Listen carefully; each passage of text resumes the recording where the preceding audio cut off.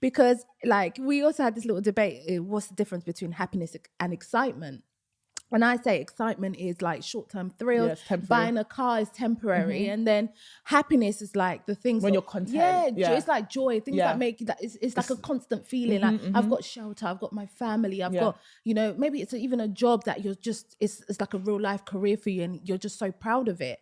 So it's all about finding happiness within Do you yourself. know what I think? I think it's hard. Like, this is something that I struggle with as well, because when you're not where you want to be. Yeah, Honestly, when you're yeah. just not there and you can't see it happening in the nearest future, because I'm very impatient. I like things to happen. I'm not someone who is a slow burner, like let Yeah. it slowly. Like, I'm someone who, like, I like faster. I like things to happen Like quick, or quickly. at Do you know least what I see mean? it. Or see some Yeah, sort see of progress or exactly see potential. some sort of progress when I'm doing something. So it's very frustrating when I'm trying so hard to do something Yeah. and I'm literally getting zero results. Mate. It really is annoying. So for me, this is something that I've had to learn, is to try and be happy. And I'm not there yet. I'm not gonna lie and say I'm 100% happy with my life, because So I'm how not. would you say you keep yourself going? Because it's so easy to say be content, be grateful, and persevere and keep going. So where do you find that motivation? Because I feel like the reason why a lot of people, quit and fail is because they can't find that thing to keep them going. And Yeah. I'm sure it's different for everyone, but Yeah. what's it for you? I think for me, it is that if I stop, I will never get to where I want to be. Yeah, And that scares me absolutely. even more. The thought of never being able to reach it. To me, I think if I keep on working, eventually it's going to happen. Yeah. Even though I want it to happen yesterday. The fact that I'm still working towards it means it could happen for me. Yeah. And that even that glimmer of hope, I will hold on to it for dear life and I will not let go. Do you know what I mean? That's and I where I think am. that's what you need to kind of. Being stagnant is worse than failing. Like, I'd rather fail like 10 times than just be in the same position and not do anything to And not better. even try. Yeah, and not even try. Yeah. So I definitely believe being stagnant is what pushes me to keep going, because I do not want to be stagnant. But what do you think about like mediocrity versus like really, really high achieving positions? Because some people are happy to just have a mediocre life. I know people who are happy with their life. They make okay money. They have an okay house. Yeah. They're eating 3 square meals a day. They're not excessively rich. They're not excessively successful, but they're happy. They're content. And then there's people who are super, super rich, have all the money, can literally buy an island if they want to, and they're not happy. Do you know what I mean? So do you think money actually can bring happiness, or what do you think is the actual recipe to finding happiness? Do you know what I mean? Do you know what? For the longest, I used to say money does buy happiness, but that is a big lie. As you get older, I still do have the drive to want to. It depends on you in terms of mediocre versus, super luxury and all that stuff. It depends on you as a person, what you take interest in, what you like. Like for example, my big sister, as much as she appreciates nice things, our taste is so different. If she has a nice car, like I would, like for example, my next car, like in a couple of years, I'll probably get a nice big car on finance. Whereas she's like, nah, I don't need to ever finance. I'd rather buy just a decent car outright. And there's nothing wrong with that. It's about preference. That's just the type of person she is. And I love that about her. Do you know what I mean? But in terms of what you're saying about does money buy happiness, no, it doesn't. Because no matter how many things, this is what I mean by excitement. Like money gives you experiences in life that, yes, they can make you happy. Distract you for a temporary distract time. you. And if you have loads of it, you can be continuously distracted. yourself. I bought this house. Oh, do you know what? I now have more money. I can buy a nice car. And then I can buy. And that's why you see loads of people are like, oh my God, the next best thing. What's the next thing to do? And there's kind of a competition on who can do better. So some people thrive off of that. But in terms of happiness, when they sit down and they're by themselves, the house you're sitting in, yeah, it's nice and all, but happiness is a state of mind. So it's about 100% I agree with that. So I always say, like, having the luxurious this and that is not gonna make you happy. Your living situation might be better, but in terms of real happiness, and honestly, that is what I'm chasing now. Like for this new year, I'm like, I need real happiness. Like I want to be able to sit down in my room or whatever I'm doing and just be so happy and content. And those people that live the mediocre life, I envy them sometimes because they are so content. Honestly. And being content it's a skill, It's such a skill because when you're content, like nothing can really rattle you. You tend to just live a chilled life. You don't beat up yourself because it's good to have drive and it's good to be like, oh my God, yes. I know you always say it to me, I'm hard on myself. Yeah. So it's good to have all of that because you tend to do better or whatever, you have goals and stuff, but the effects it has on your mental health can sometimes be so damaging in the long run. Do you know what? One really good friend of mine actually told me that happiness is a choice. And he basically was telling me how you have to choose to be happy. Shout out to David. He didn't tell me that yet. Oh, wow. But yeah, because I would call him and I would complain about certain situations that I'm going through that I'm not happy. And he was like, well, to be honest, yeah, all these things can change and you might not still be happy because you choose to be happy. It's actually a choice. Yeah. And I think that's something that is something, honestly, it was so profound to me. I was like, wow. Honestly. Yeah. Oh, wow. Like, I was oh my days. Oh my God, wow. Oh my God, like the penny dropped. I was like, wow, I have to choose to be happy. Like, I can get a new job. Constantly choose it. It has to be a choice that I wake up every day. The way I wake up and choose to brush my teeth because my breath will smell. I have to like wake up and choose to be happy, or I'll just continue to be in a constant state of sadness. Do you know what I mean? So I don't know. Like it's a weird one, and I appreciate the fact that I have that mentality to want to continue and get up, because some people they can just sit and just be glum and just never move forward and never have anything going on for themselves. But I just absolutely refuse for that to be the case. Do you know what I mean? You know that choose happiness thing? I get that. Yeah. Because honestly, happiness to a certain extent is definitely a choice. You have to choose it. Like, I'm happy, I'm grateful, I'm this and that. But like, how do you just wake up and say, you know, like, let's say things are happening to you. How do you wake up and just say, I'm going to be happy today? You know, like realistically, I think maybe it's not that easy, is it? Yeah, it's not an easy thing, but not every choice you're going to make in life is going to be easy. But I think it's just not focusing on what's going so bad, because I think that's something that human beings do so well. It's something that we see that human beings, they will never, you can do 155 million nice things for them. The minute you just do one thing wrong, that you're the worst person. You're the worst person in the world. And I think as a human being, it's so natural for us to just focus and magnify the negative things that's going on in our lives, so much so that we forget that we've got so much great things going on in our lives, you know. And that's something I tell you all the time. It's like, you have so much going for yourself. I have so much going for myself. And I'm so hard on myself as well, to the state that I always get so down about things that may not be going right in my life, that I forget that God has blessed me with so much.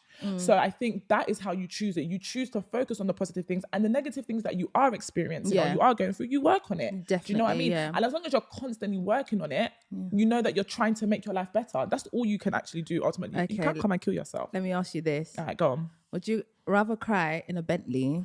Don't do this. Don't do this. Would you rather cry in a Bentley or a Nissan Micra? Don't do that. You are one. Because I've got Nissan Micra, yeah? Okay, cool. Listen, it's the new shape, guys. It could be Suzuki. Like. Exactly. Suzuki. No. So what would you rather cry in? What would... To be honest, money doesn't motivate me. You know this about me. Like, money does not motivate me. Cars, fickle. Do you know what I mean? Houses, fickle. Do you know what I mean? That's not where I find happiness. I find happiness in love. I find happiness in family. This sounds so cliche, but it's the truth. I find happiness in just people being around me. And I also find happiness in myself doing well. So when I'm actually doing things, I can see my goals actually being achieved. I can see myself going forward, even in my career and in life. And I know that my hard work is paying off. That's what makes me happy. Absolutely. So listen, my Nissan Micro has heated seats and it keeps me warm. So I will cry all day in that car. That's on period. So, like, speaking of money, right? Let's switch it up a bit, okay? Let's go. I was talking to my little sister, shout out Maggie, and she was telling me that she was telling me that, you know how there's a whole thing where girls want a rich guy. She said there was a bit of a debate that rich girls never go for guys that are broke or doing less than them. Completely disagree. Do you? 100%. Because like all the time. So her example was like, obviously we can only talk about people we see like industry wise, like obviously Jay-Z and Beyonce, like boom. Like the thing is, the guy might not even be doing better than you, but you know, obviously Beyonce is rich and Jay-Z's richer than actually, but let's use someone else. Like, but don't you think once you're rich, like for example, Beyonce and Jay-Z, like what's the difference? They all have millions. They can both buy the same thing. So that's the point. Do you think Beyonce would have dated someone like, let's say, like a local Tesco worker to be dramatic? Yeah, but that's Beyonce. Like, I know so many, even just real life people. Like, I think I even said the story before. I'm not sure, but I told you that when I used to work in retail, one of the guys that worked there, his wife is a stockbroker, and she's on hundreds and hundreds of thousands a year, and he worked in retail, so he wasn't earning nearly as much as she was. And he would be the one to go and run and pick up the kids. He'll be at home and do the dinner. And she was the one making the money, paying the mortgage, and they had a nice house and everything. So it is not just, I do not believe that there's so many women who literally, even their men are riding their coattails. Like, do you feel like it, what's that word? Emasculates them? It depends on men, because men have very fragile egos. And I think oh my gosh, me and my cousin were even talking about this the other day.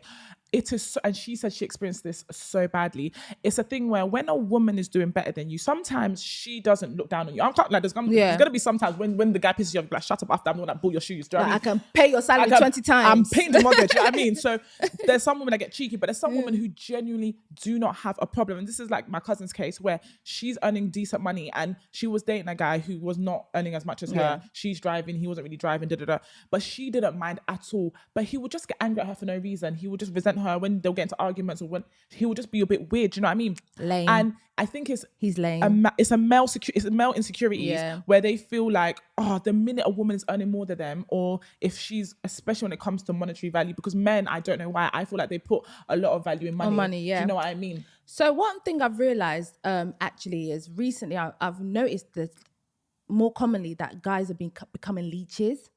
I have seen a few guys that like want to date the girl that's on Instagram making her bag, or a girl that's in a good job, because they want kind of like an easy life, and they're like, oh, I don't date no bummy girls. Like, it's good to want a girl who's got a great package, but there's a difference between wanting to date a hardworking girl and being a leech. Oh, but let men leech in it, because girls have been doing it for years. I can't lie. Girls have been doing it for years. So we've been looking. I wouldn't say we, because I'm not talking about myself. But a lot of girls have been looking for the come up. There's still girls to this day who are waiting just for a rich man to just save their life. You know what I mean? No, absolutely. I can't even contest that. Definitely not. Do your thing. I can't lie. But the truth of the matter is, what would you describe as leeches? Because it's so easy to say that, but in the same breath, there's so many factors that play into that in terms of men earn more than women. Like, it's okay, you know so I mean? in a typical 9 to 5 and also setting, traditionally, so many factors. Like, traditionally, men are supposed to earn more. Men are supposed to be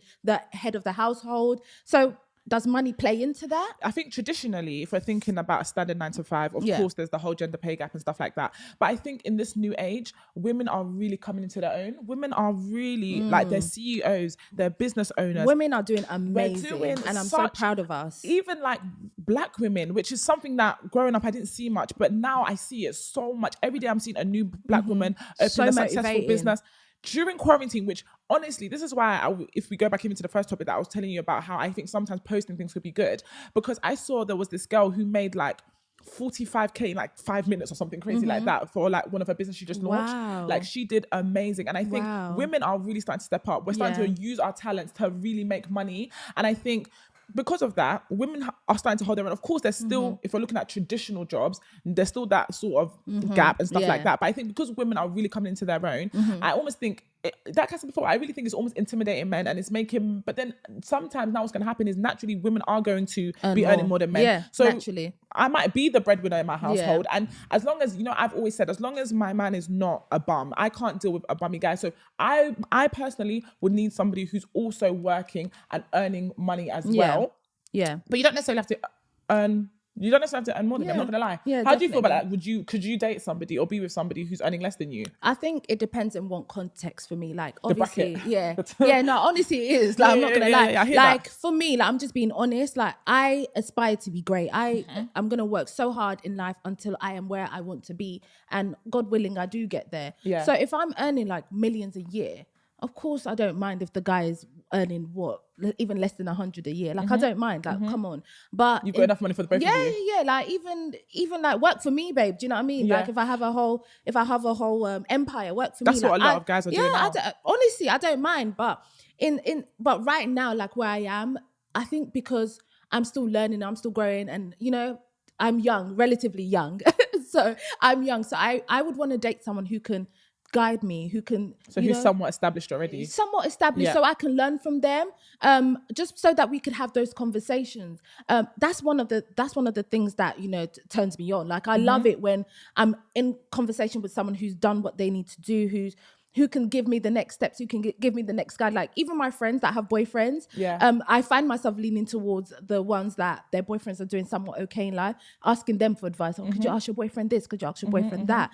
Do you know what I mean? So for me, that's the type of dude I want to date. That's kind of made as, and I tend to go for guys that are just a little bit older than me. Yeah. Not crazy older. I'm not no sugar daddy, but just a little bit older than me, just to ask for guidance and So for me, right now, that would matter that he is doing somewhat better than me.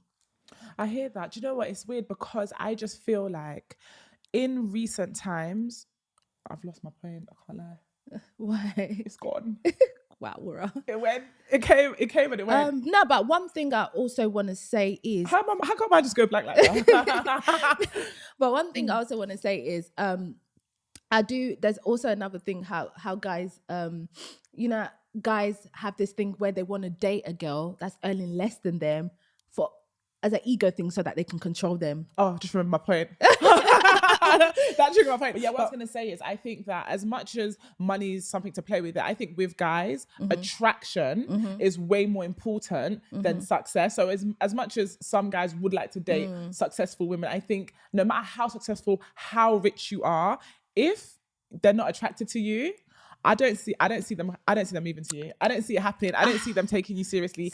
I honestly do not see it happening. I think it's relative because I was talking to her friend actually, what we've seen recently in her her boys' friendship group, a lot of guys actually marry the girl that's not their typical type because they label that as the good woman who's hardworking, who's this and that. And then they tend to step out with the girls that are their type. Yeah. So I mean, not that they're good guys because they're doing that anyway. So who even wants that? But not me, boy. Is attraction that strong? I think See, for my brother, he said attraction is very important. Honestly, because you're going to be with that for life, and if you want to be content, you got to like what you see for life. Do you know what I mean? I think attraction is way more important to men than it is to women. Like they absolutely. need to be because I think men, they're very visual people. They need to be attracted to what they see. It depends though, because for you, attraction isn't quite up there, and I have another friend, attraction is very up there for her. Yeah, like I would take a good-looking guy over a rich guy any day. And that's on period.